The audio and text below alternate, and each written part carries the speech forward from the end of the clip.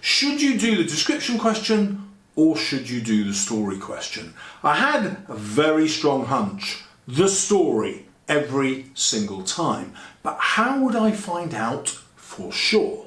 The easiest way was to sit the exam as a paying customer. So in November, I sat Edexcel 2.0. I'll show you later why my advice fits every single exam board, but 2.0, if you have a choice, that's the exam I recommend you do. I'm going to take you through the story I actually wrote in the exam to find out the answers to these 6 questions. We've already answered number 1. Yes, story, not description. Should I plan my story in advance? Well, I had written 20 story plans here, but then I put myself in the shoes of a student. I wouldn't want to revise 20. That would be insane. So my next question was, could I get away with just having 2 plans? So I picked this one about some Dr. Martin boots and this one about a park ranger rescuing an elephant from a river. And yes, I found that I could use both stories to answer either of the questions. Students and teachers are often obsessed by the vocabulary they should use to impress the examiner. And so I deliberately wanted to challenge this because I think it's not how real writers write.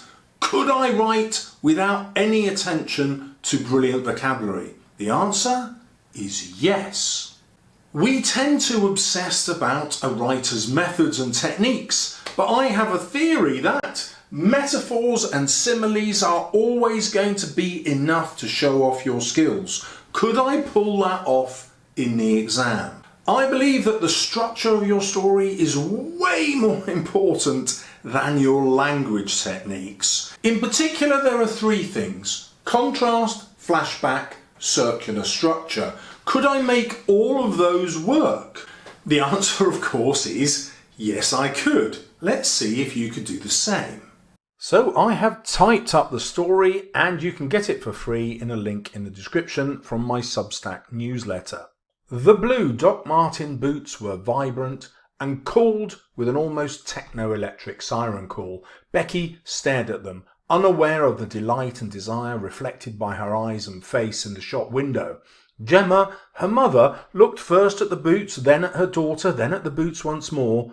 Becky's face glowed, almost with a blue reflection, like a face lit up by a computer screen in a movie where the main character is about to press a keystroke which will change the 3rd act.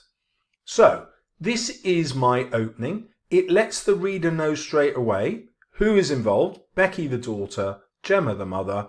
We know what we're focusing on, which is the blue Doc Martin boots. And I've instinctively started with a metaphor. So the boots are personified, calling out like sirens. In case you don't know what sirens are, they come from Greek myths. They had beautiful faces, sung beautiful songs, but lured sailors onto the rocks, and the harpies would then kill and eat them. As you can see in some of these images, people have taken them to be voluptuous and seductive figures. And that will fit what I want them to understand about Becky's passion, because this whole story is going to begin and end with the boots. That, of course, gives me the circular structure. I've also emphasised the importance of the boots with a simile, so Becky's face lit up as though being lit up by a computer screen in a movie. Gemma spoke unthinkingly. There is such a clash of styles. I think they're the gayest boots I've ever seen. Becky turned.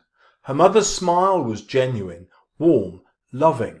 It was amused, but the cause of her amusement troubled Becky. So I've introduced this on purpose because the main turning point in my story is going to be about Becky coming out to her mother. So this use of language, gayest, is going to be problematic for her. It also allows me to structure my story all the time around contrast. I'm going to contrast Gemma and her daughter Becky all the way through the story. It was her first Christmas home from university. Becky was thriving, but her mother was struggling with divorce. Contrast again. It had been 6 months. Becky knew she was loved and loved both her parents in return. She took no sides and knew they would tell her anything should she ask. but she didn't ask. So again, we've got a contrast. This is possibly what she should have done, but this is what she actually did. And this is going to be super important when we get to the ending of the story. We'll find out why the parents have probably got divorced. Now, the other structural feature I always want to use is flashback, so you can get to understand the characters. Here it is. She was 18 and life lay before her, a journey of self-discovery, a rite of passage, the usual cliches. But Becky didn't think in those terms. She thought in terms of tribes. Becky's first tribe was netball. She stood a striking 5 foot 10 inches tall, an athlete, coordinated in thoughts and movement, and the netball court had been her home. Yet she was too tall to be a conventional centre and too short to dominate the circle in defence or attack. While the rest of the team straightened their hair, she held proudly to her curls. Now again, you can see all that description is based around contrasts. Now, I've been school netball coach and a school rugby coach, and that's why I'm going to include both these sports in the story. I'm just having fun in this story, writing about what interests me. You wouldn't need to write this in your own version of the story. You would just need something about Becky's self-discovery of her identity, her personality, and in particular, her sexuality. They bonded on court and nights out. The high fives and buttock slapping energised the team around a common purpose. At night, tall, athletic, makeup applied just so, and dresses sprayed on perfect bodies, they were exotic, unreachable, a spectacle of unmet desire. But on court she often struggled. Her competitive desire and muscular physique demanded contact in a non-contact sport. She had a powerful feminine grace, but moved more quickly than her teammates. Again, you can see each paragraph is absolutely loaded with contrast. That creates tension. Again, this isn't detail you must have, but because I know I will write really fast, because I force myself, I know I can write at least 1,000 words. So I've got room for this kind of flashback. Yours could be much shorter. So I'm going to skip this part. Read it if you want. She never quite fit in. She played for an elite team, but was always at the mercy of judgment. Your face fit until it didn't. For Becky, curly-haired, mixed race, and too tall for centre, too muscular to be stereotypically attractive, the feminine conventions of the game began to chafe and restrict her. She'd gone to Bath because it had an elite netball programme, as well as a degree path that all but guaranteed success in career and life. She turned away from these thoughts now and smiled back at Gemma. Arm in arm, mother and daughter walked on, more window shopping and Christmas buying ahead. So I've done my flashback, which gives you an insight into the character that I want you to have. That's the point of the flashback, and as you've seen, full of contrast. She turned away from these thoughts now and smiled back at Gemma. "Oh, look!" exclaimed Gemma, as a couple of girls in their 20s walked towards them, holding hands. They strode confidently, proud, happy in each other's company, a world of their own. They both wore Doc Martens.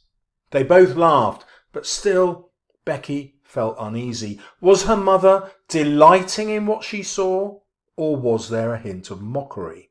So this is the contrast that we had at the beginning that makes Becky wonder whether her mother is homophobic, whether it's going to be safe to come out to her.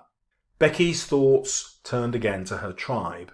It had happened so unexpectedly, and so we go back into the flashback. Again, I'm having fun here because I'm going to take us into rugby.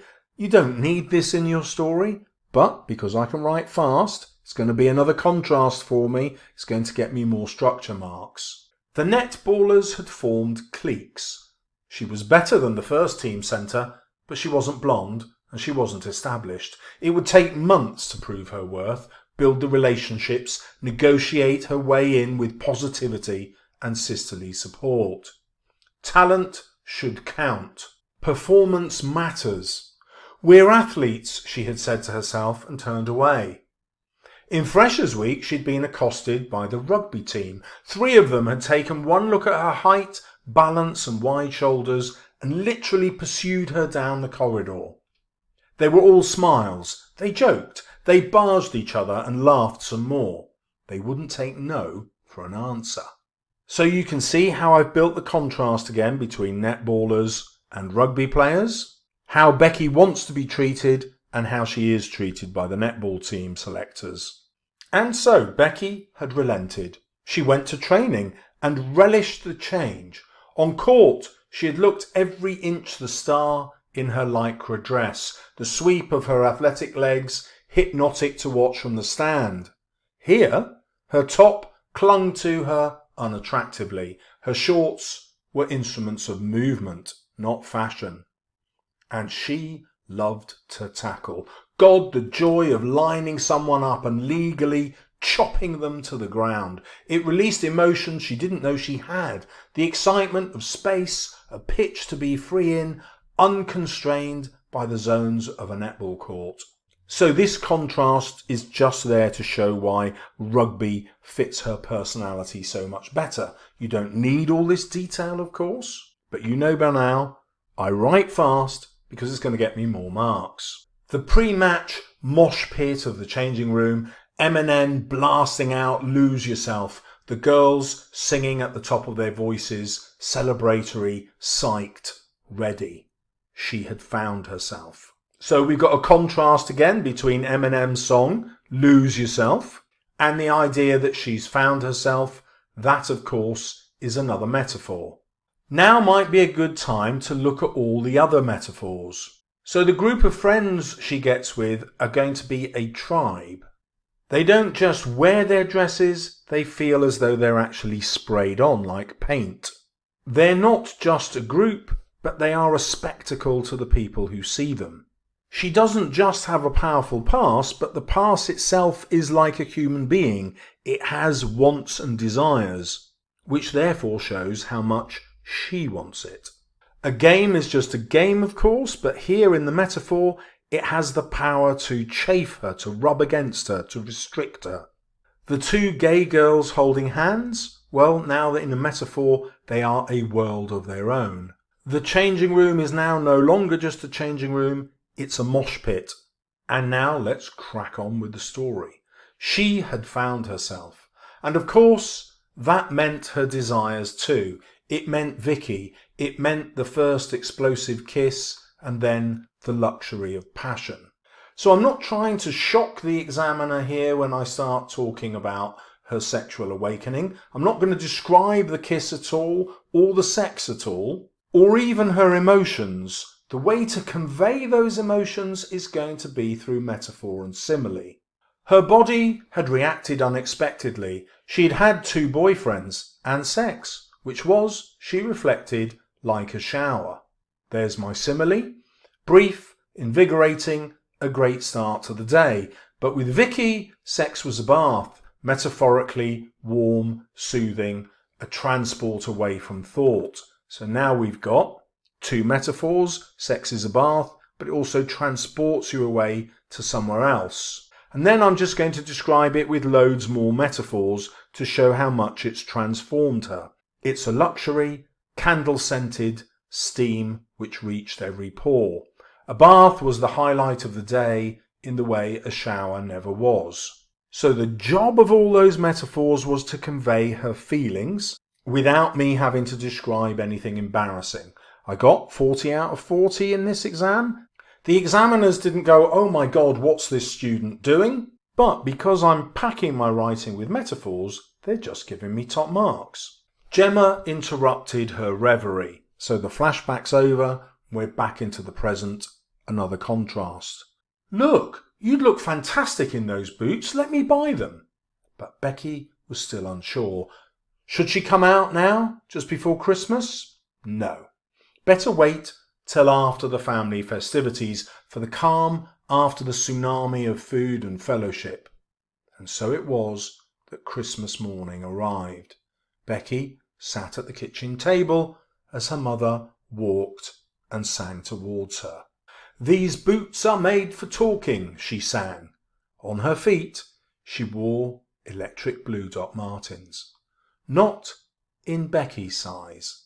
Her mother had bought them for herself. Their eyes locked in recognition and surprise.